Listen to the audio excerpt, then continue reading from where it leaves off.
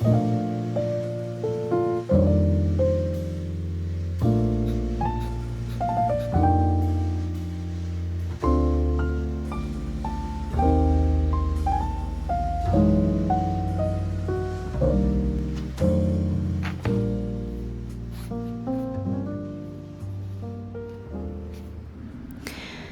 everyone, welcome and welcome back to my channel. Today I will be showing you how I sketch and paint an autumn urban scene in New Zealand using ink and watercolor. The first step is always finding the motivation to start, and sometimes I find that motivation when I look through my old paintings. Next, I prepare 2 containers of clean water, cloth, watercolor paper, and here we have some synthetic brushes. I have them in a few different sizes. I use these smaller brushes when I am doing smaller pieces, larger brushes for larger pieces. This is watercolor from Daniel Smith and Winsor & Newton. I will link all the materials that I use in the description down below. This is the reference photo that I took with my iPhone. So the first color that I'm mixing is a mixture of New Gamboge and French Ultramarine, and this will create this nice warm green. I'm going to go straight in with watercolor for the first layer. Then I will continue with the ink outlines using a pen with waterproof ink.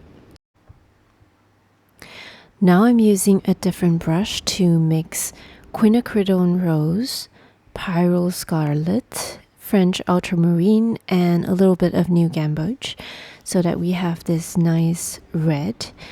And lastly, we have New Gamboge and a little touch of quinacridone rose. So we have the 3 basic colors we're going to be using for the autumn tree. Now I am applying clean water with my large brush to that paper, and I want it to be really glossy and moist.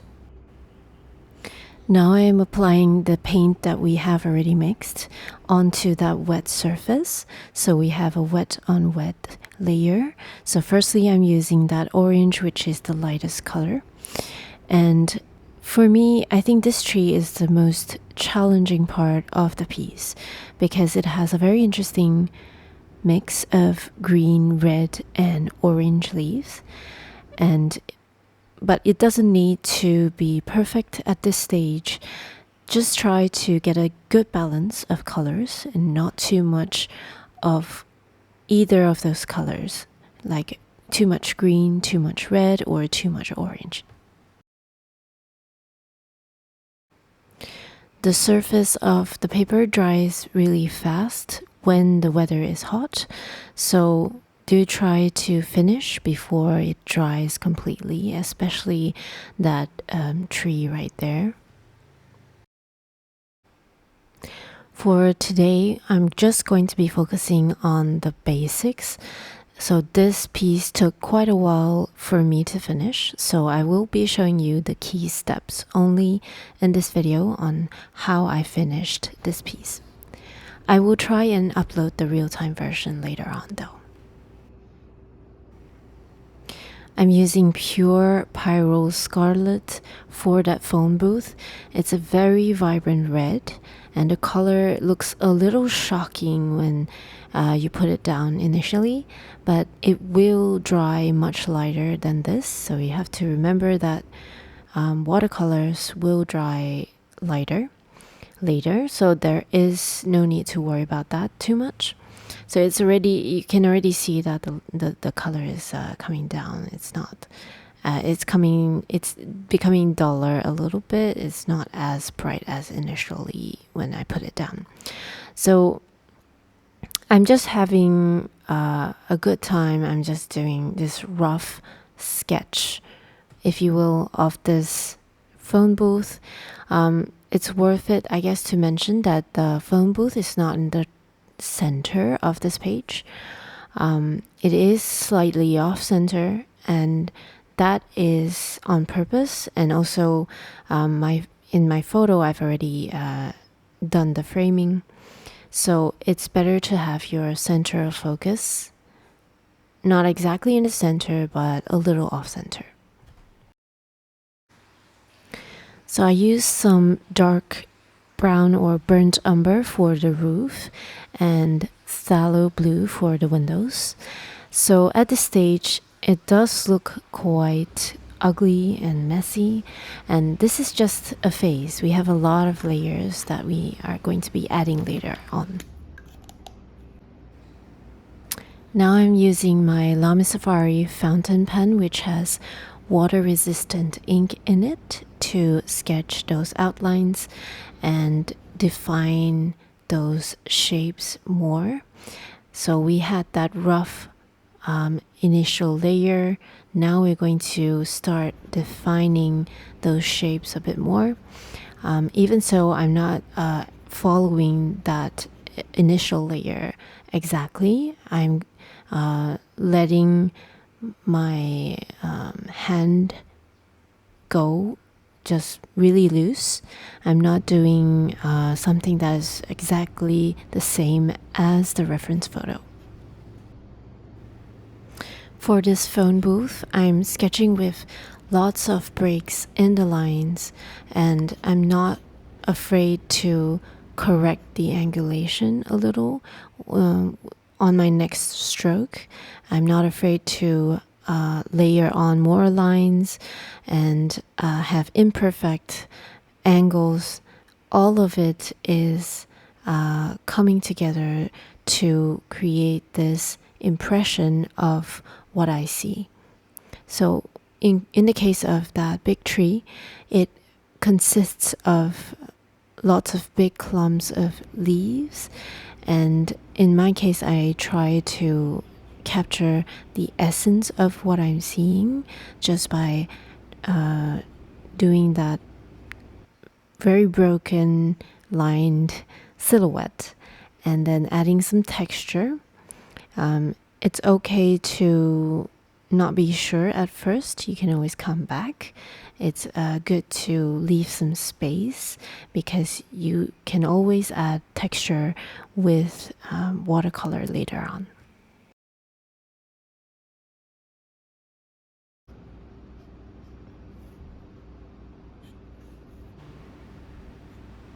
So I did basically the same thing with that phone booth. I started with the bigger shapes first, the outer lines, and then I came in to sketch the smaller shapes, adding details and textures.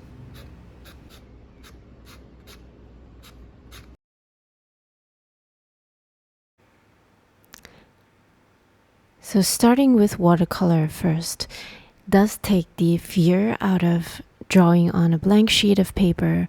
It gives you a rough guide of where things are on the page. And one more thing is you can also test out the color harmony. Like here, the red of that tree looks a little bit off, so I will want to adjust the tone of that later on with subsequent layers.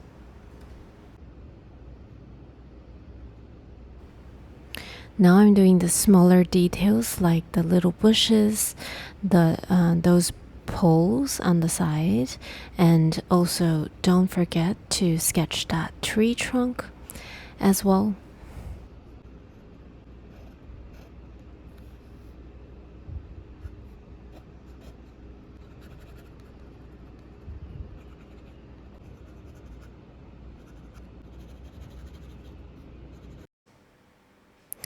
So at this stage, I decided to add a person inside the phone booth, even though it's not inside the reference photo. I did look up some pictures of people in phone booths as a reference, and I used a mechanical pencil to sketch that person first, just in case, and then only did I do the pen outlines.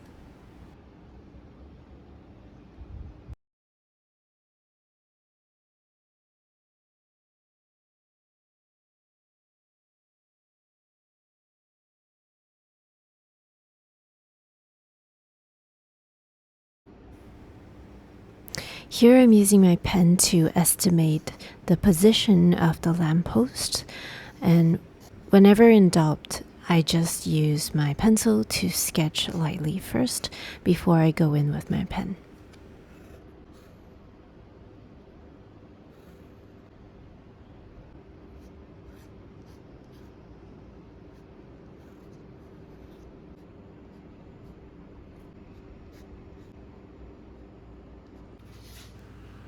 And now we are done with the pen outlines.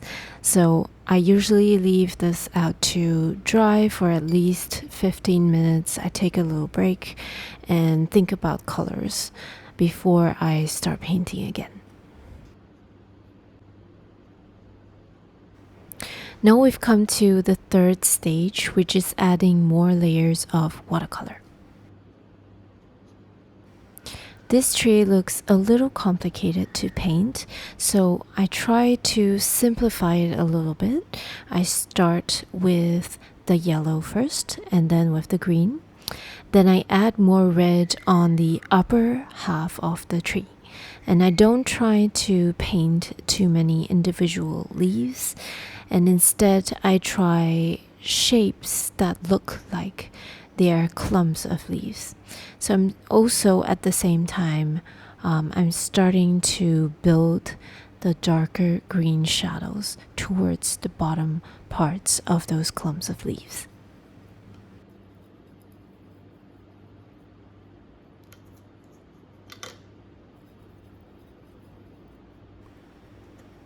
It is really easy to overwork a tree like this by adding too many strokes and not paying more attention to light and shadow. So one trick is to squint a little at the reference photo that you have to see where the shadows really are and what are the basic shapes that make up this tree. So don't focus too much on adding lots of individual leaves.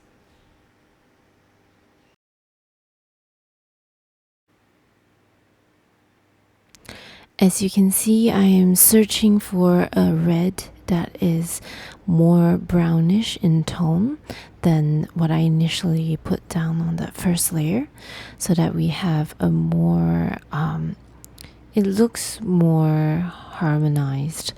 It looks like it works better with the other two colors, which is the green and the orange. Here I'm painting the first layer of shadows using a dark gray color.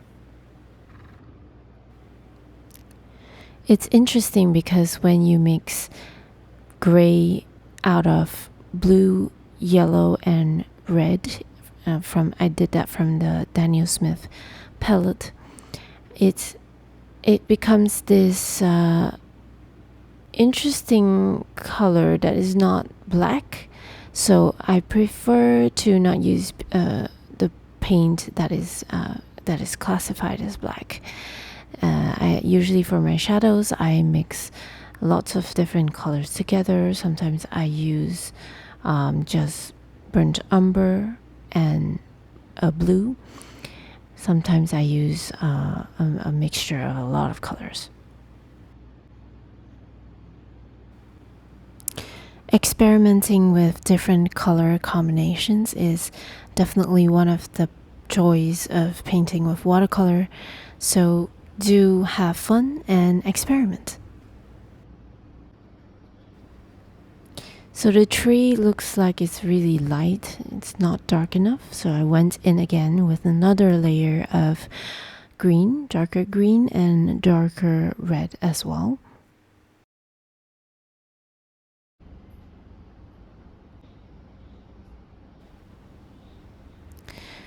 Now I'm adding the darkest shadows that I can see in the reference, so keep looking for those darkest points in the reference.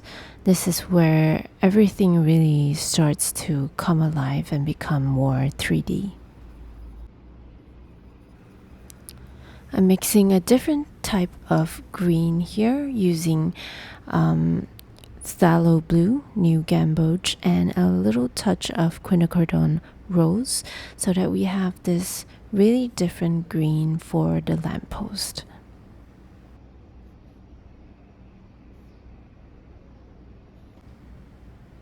Now I'm painting those red lamps using Pyro Scarlet.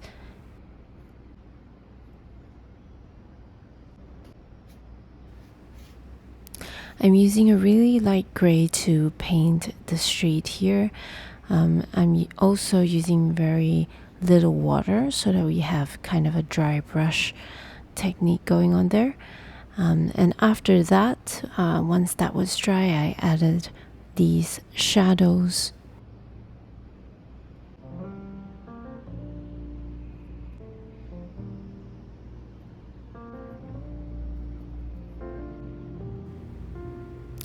Lastly, I'm adding some color for this guy who is in our little phone booth.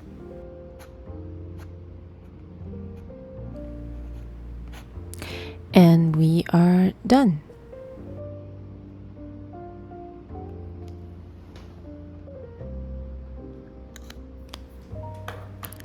Well, actually, not quite, because after a few days of looking at this piece, I decided that I needed to adjust some of these areas because the lighting and shadows did not really sit well with me, and also some of these edges were not as clean, so I came back in and did a few adjustments.